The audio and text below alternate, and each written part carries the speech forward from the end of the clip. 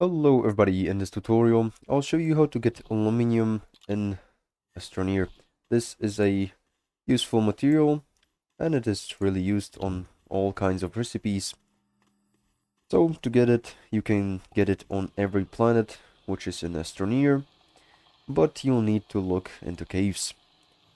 So just go ahead into a cave, make sure you've got a oxygen supply using the tethers or a buggy as I'm using. And you can find the aluminum material, which is going to be called Laterite, as these kind of blue and reddish discs inside of the cave.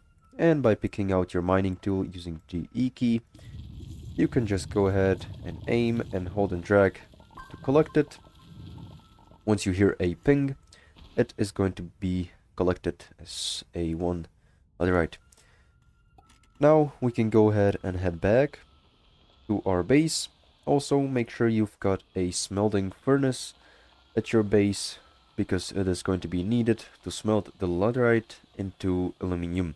So once we are back and have a smelting furnace, we want to pick out our backpack, and from the backpack the laterite can be placed on one of these 4 slots inside of the smelting furnace, and as you can see, it is making us aluminum.